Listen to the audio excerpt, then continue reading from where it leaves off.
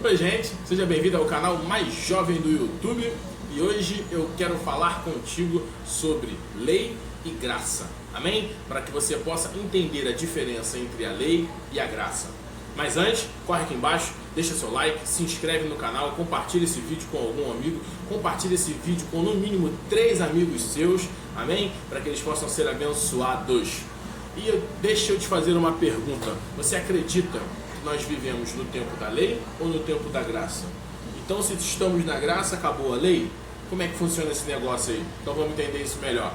O Senhor Jesus diz lá em Mateus capítulo 5, Mateus 5, vai, corre aí, Mateus 5, 17. Achou? Então vamos lá. Mateus 5, 17, ele diz assim, ó: não pense que vim revogar a lei ou os profetas. Não vim para revogar, mas para cumprir. E ele continua dizendo: porque em verdade lhe digo, até que o céu e a terra passem, nem um i nem um tio jamais passarão da lei, até que tudo se cumpra. E ele diz no 19: aquele pois que desrespeitar um desses mandamentos, ainda que dos menores, e ensina aos outros a fazer o mesmo, será considerado mínimo no reino dos céus. Aquele, porém, que observa e ensina, esse será considerado grande no reino dos céus. E no 20 ele termina dizendo: porque eu afirmo que, se a justiça de vocês não exceder em muito a dos escribas e dos fariseus, jamais entrarão no reino do céu. Amém? Então vamos entender o negócio aqui. O que o Senhor Jesus ele está dizendo?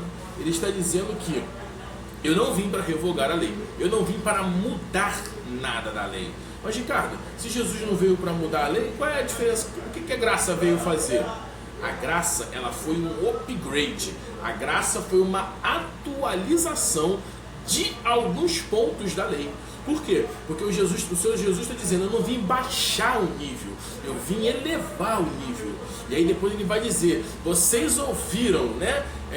Vocês ouviram o seguinte, que não roubarás, eu porém vos digo. Vocês ouviram que se vocês fossem pegos em adultério, eu porém vos digo que aquele que olhar. Então o que o Senhor Jesus está dizendo? Eu não vim diminuir, eu vim cumprir e ainda vim atualizar algumas coisas. Então, o que eu e você precisamos entender? Que o Senhor Jesus, ele veio trazer uma atualização da lei. Por quê? Lá em Romanos 7, não, Romanos 5, vamos ler lá. Romanos 5, para que você possa entender o que o Senhor Jesus veio fazer. Vai aí, ó. Romanos, capítulo 5, Romanos 5, vamos ler do 12 em diante. Ele vai dizer assim, ó: portanto, assim como por um só homem entrou o pecado no mundo, e pelo pecado veio a morte, assim também a morte passou a toda a humanidade, porque todos pecaram. E ele diz no 13: porque antes da lei ser dada havia pecado no mundo, mas o pecado não era levado em conta quanto não a lei. E no 14 ele fala: no entanto, a morte reinou de Adão a Moisés, mesmo sobre aqueles que não pecaram, à semelhança da transgressão de Adão, a qual prefigurava aquele que havia de vir. Então, o que Paulo aqui nos ensina? Que a morte, ela reinava de Adão a Moisés. Mesmo no período da lei, o homem não era capaz de cumprir a lei. Por quê? Porque ele estava preso a um mandamento. Um mandamento eles não conseguiam cumprir. E qual era esse mandamento?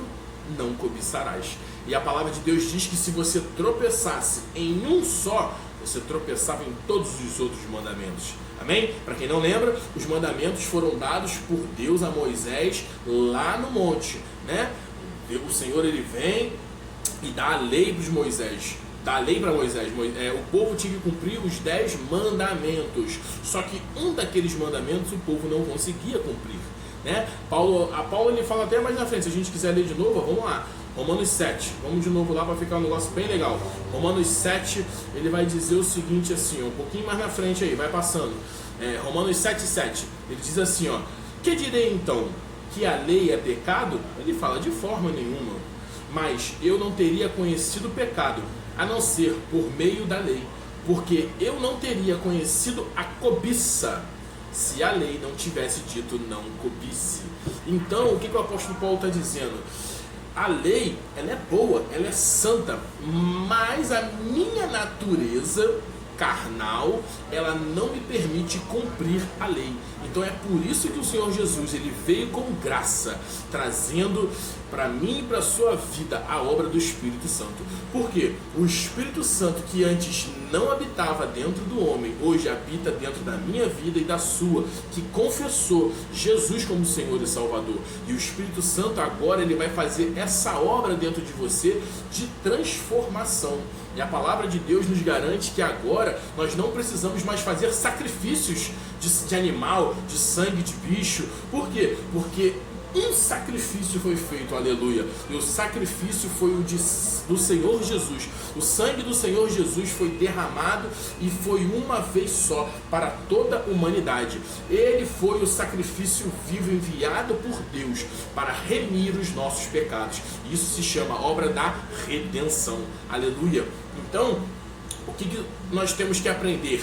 A graça, ela veio com perdão e favor de Deus para mim e para a sua vida, amém? Mas a lei, ela ainda existe. Nós ainda devemos cumprir a lei, porque o Senhor Jesus disse: eu não vim mudar, eu vim cumprir, não passará uma vírgula, um tio, nada, tudo vai se cumprir. Só que eu estou trazendo uma nova atualização para vocês. A palavra de Deus diz que os judeus deveriam guardar o sábado, mas o Senhor Jesus, ele fala: eu sou o sábado. Então vocês não precisam guardar o sábado vocês não precisam trabalhar mais. O Senhor Jesus está dizendo: eu sou a atualização, guardem os meus ensinamentos, guardem os meus mandamentos, guardem as minhas ordenanças. Então teve uma atualização em alguns dos mandamentos, mas outros ainda são muito específicos e ainda valem até o dia de hoje. Então o que você precisa aprender? Que você deve ser um jovem cheio da palavra de Deus. Gente, não dá mais para viver uma vida mais ou menos, uma vida, né, de empurrando com a barriga e não se encher da palavra de Deus, porque se você não tem um alimento que é a palavra de Deus, como você vai permanecer de pé? Você precisa ser um jovem cheio da palavra de Deus, cheio do conhecimento, né? 2 Pedro 3,18 diz: crescer na graça e no conhecimento. Por quê? É um equilíbrio. A palavra de Deus, ela nunca andou desalinhada. O homem que criou isso: eu sou tradicional, então é a palavra que salva. E esquece os dons, o poder de Deus. Enquanto os outros voam no poder de Deus, mas se esquecem da palavra. Esse desequilíbrio, ele não existe. Isso não é bíblico. A palavra de Deus diz que nós temos que crescer na graça e no conhecimento. É um equilíbrio. O Senhor Jesus era cheio da palavra, mas também se movia na unção, nos dons, no profético. Então eu quero te dizer que assim como deve haver esse equilíbrio na sua vida, também você deve entender que você veio para cumprir a lei, mas a graça do Senhor Jesus, ela também está sobre a minha e a sua vida. Amém? Então seja um jovem equilibrado, balanceado, para que você possa viver o extraordinário em Deus. Amém? Então, antes de você sair correndo, corre aqui embaixo, deixa seu like, faça um comentário. Eu quero ver você comentando aqui embaixo para que você possa estar sendo edificado todos os dias. Amém?